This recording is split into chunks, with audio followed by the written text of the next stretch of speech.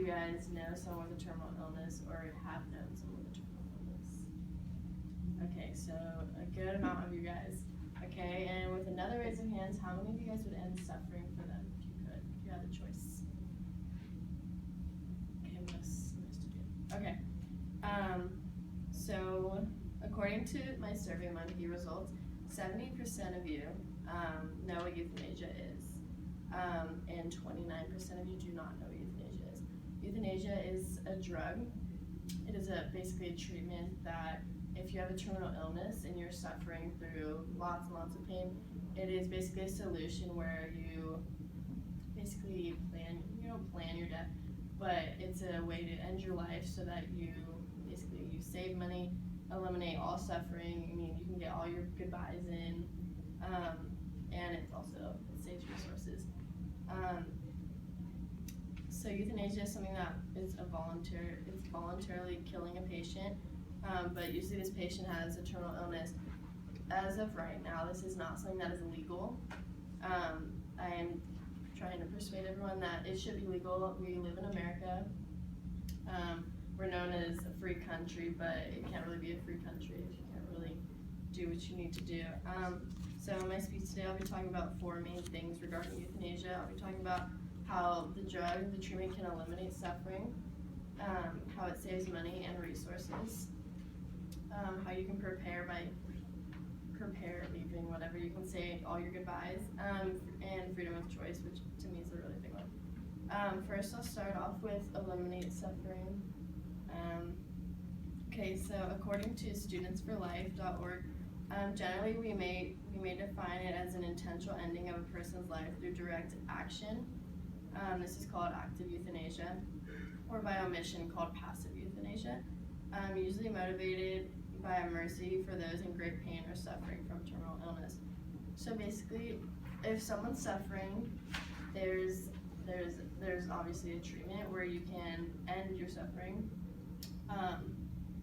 There would, of course, if this was legalized, there would be things you would have to meet requirements. Not anyone that's sick or in the hospital can have access to this drug or treatment, as for it's a very serious solution.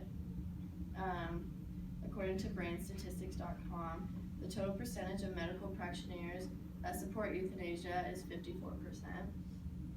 So over 0.5% of doctors and nurses support this drug or treatment, and I think that's saying something. Over half of the people who are treating people think that it's a valid solution, and then while an average percent of terminally ill patients, 55% of patients die in great pain, and like I said, that's also over half. So while you have over half of your doctors, nurses, whatever, thinking that this is a good solution, you also have half of the people that are dying from great pain.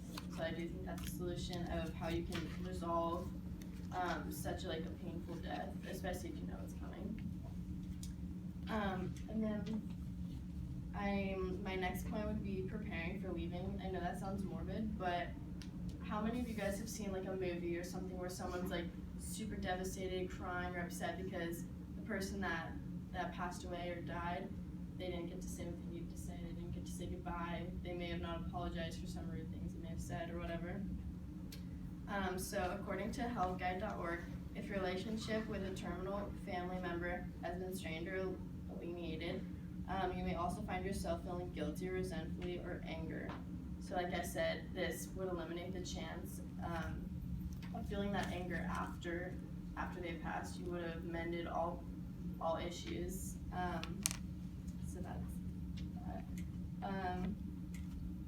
Freedom of choice. We live in America.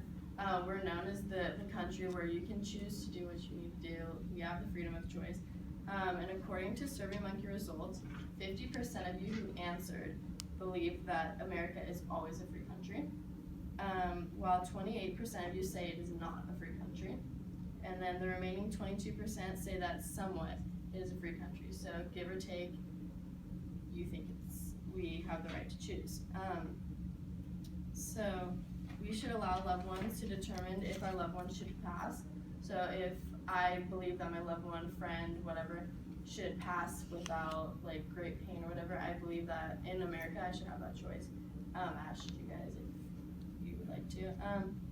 Also, this decision would be made when the person is still like not like, I don't know how to explain it. Okay, so when someone's terminally ill, at some point they can't answer their own questions. They're not in this right state of mind.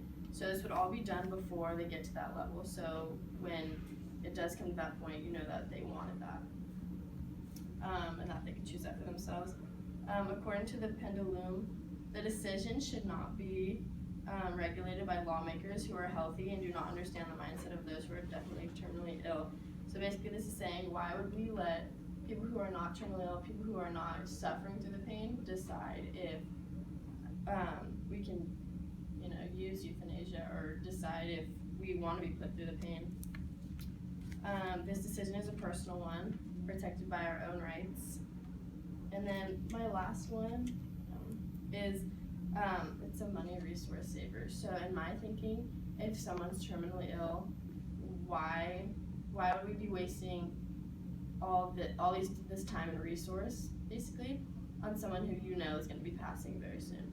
So these resources that you're using on someone that's terminally ill and they have like a death date and everything, it could be used to someone that it could save someone else's life. So not only would you be wasting, like we don't have unlimited resources, so I think the resources should be put elsewhere. So overall, my speech, I talked to you about the 4 main points. I talked to you about how euthanasia eliminates suffering, how it's a money and resource saver, how it's a good way to prepare to leave, and how we have the freedom of choice in America. Thank you all for listening.